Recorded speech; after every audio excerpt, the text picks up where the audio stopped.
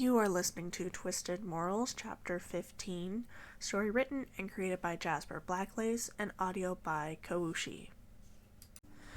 Clementine's POV.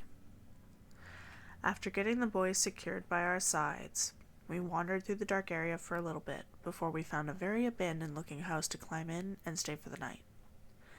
We had the bikes just inside the front door, actually, and we didn't have to worry about keeping them outside all night. We kept the boys inside when we went to retrieve them, though we didn't want to run into any kind of incident that we had really early in our adventure. After we retrieved both our bikes and headed back inside, we got both boys to settle down in one of the very rickety old beds that were in the house. Thankfully, there were no infected inside, and we blocked the door with a dresser before we all slept in the same bed for the night.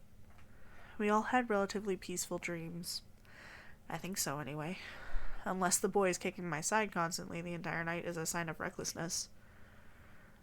After the boys went outside to go to the bathroom, and I organized our stuff, we grouped in the living room for a snack before we decided to take off. Thankfully, we found a teeny pit stop along the way where we could pick up a few more water bottles, which was honestly something we were looking for.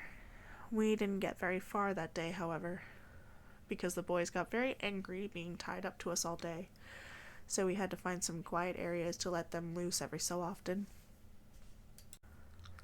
Last night was something I probably won't be able to let loose anytime soon.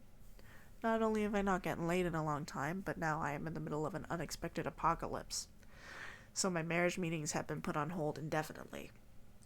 Let's not forget that I'm with one of the most handsome men I have ever met, who is emotionally unavailable and my type. What a tragedy. I have to say, seeing him with the kids though, I don't think I'll ever forget. He completely flipped a switch. He went from being totally not on board with this to totally on board, to the point where he's literally playing with the kids with a wrapper from a chocolate bar that we ate over here.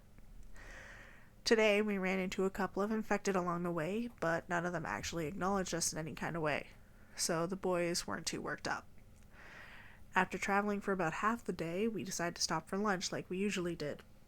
However, we didn't think stopping there was going to be as bad of an idea as it was, and frankly, we were very unprepared for what happened next. You have completed Twisted Morals Chapter 15, story written and created by Jasper BlackLace and audio by Kawushi. Thank you guys so much for listening, and we'll see you next time.